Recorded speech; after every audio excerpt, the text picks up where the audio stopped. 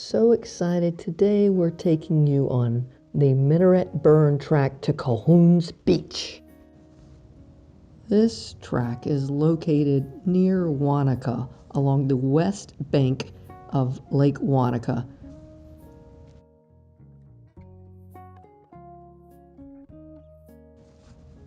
This track starts at the car park at Homestead Bay at the end of West Wanaka Road. The track gently follows above the shoreline of western Lake Wanaka.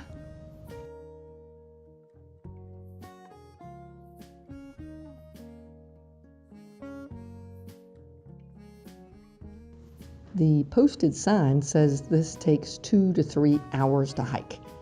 I'm sure this is not for us. Maybe these people are running this track.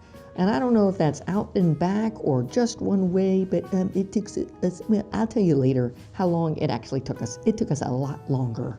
But it's really not our fault because it's such an easy, fun track that as photographers, we go slower because we want to take in all the beauty and just take lots of pictures. It's not our fault. We had a good time.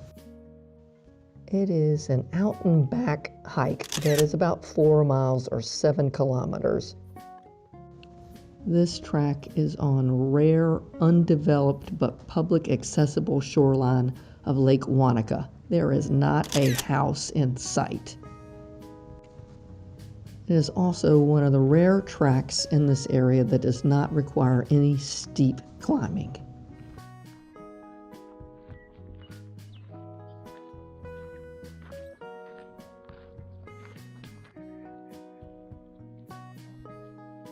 The track is on private land, so please respect the landowner's livestock and ensure gates are left as they are found.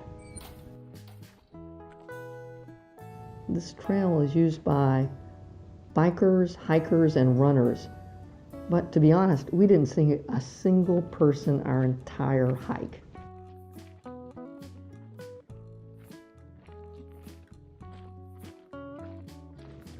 This track is mostly along an old farm road. Do you see that island right out there in the middle of that picture? Yeah, that one. That one's Mu Tapu. That island has been cleared of any introduced pets like rats or stoats. Stoats are short-tailed weasels that they have in New Zealand. They've also gotten rid of the possums there.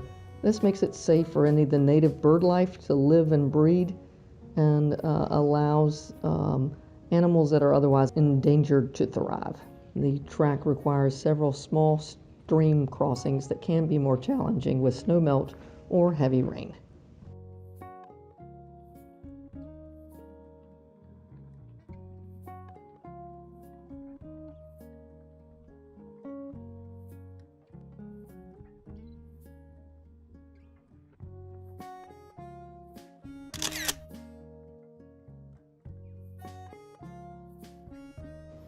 Along the trail, we had a couple sightings of deer. Deer were first brought to New Zealand in the 19th century for sport, but they had no predators and they quickly spread on the island.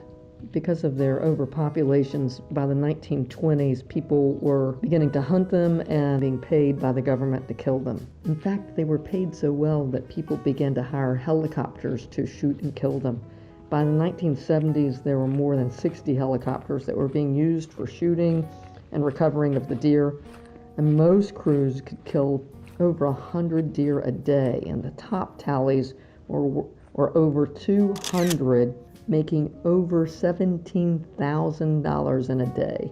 Now, the only deer that are remaining are deer that are really smart, really fast, and really careful. Yuck. Doesn't look like we're gonna make it this way. I guess we'll have to try to find another way around.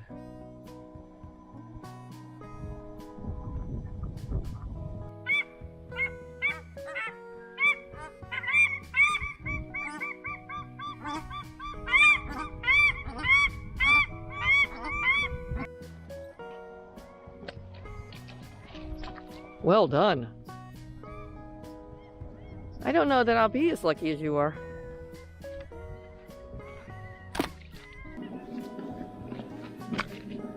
Yikes. Yikes. Yikes. Whoa, mama.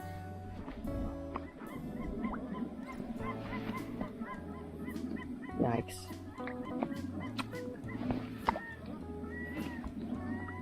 Yikes. Yikes.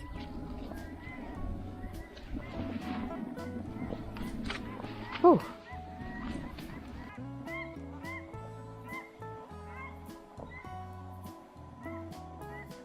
We saw lots of cows, so step accordingly.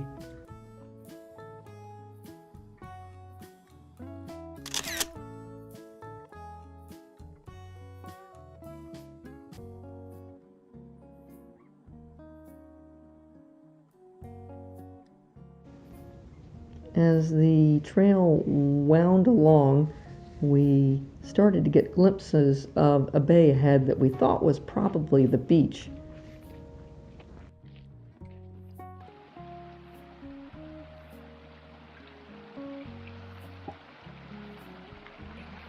I was glad that on this track I took my walking stick because it made it a lot easier to cross some of these streams. Okay.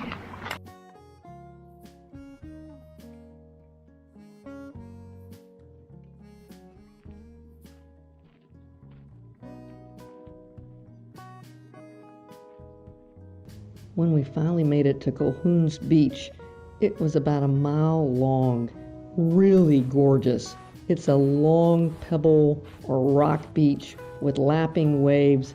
It makes a great place for a picnic. In fact, we had our picnic there, and I understand people often swim here as well. It was really nice because the breeze kept the sandflies away, so we could just sit and relax. Well, it took us 3.5 hours to get this beach, so we hung out here for a while. It was so nice, and as you can see, there's not a soul in sight. We had the whole beach to ourselves. See that island out there in the middle? That's Wahoo.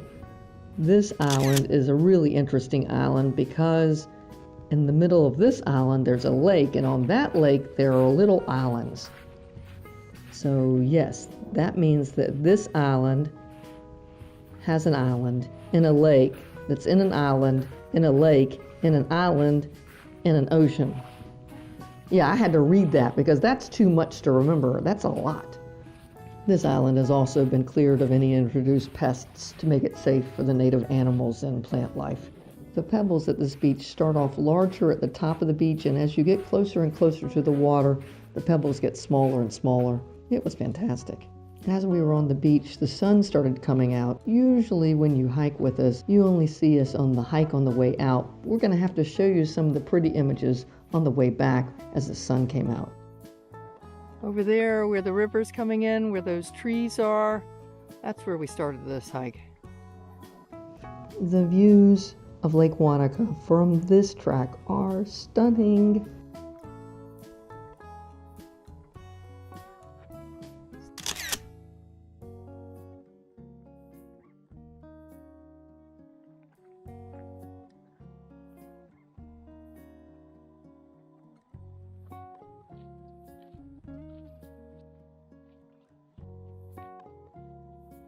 It was almost like taking a whole new hike on the way back because the sun was just so pretty as it hit that water, turning it this vibrant blue.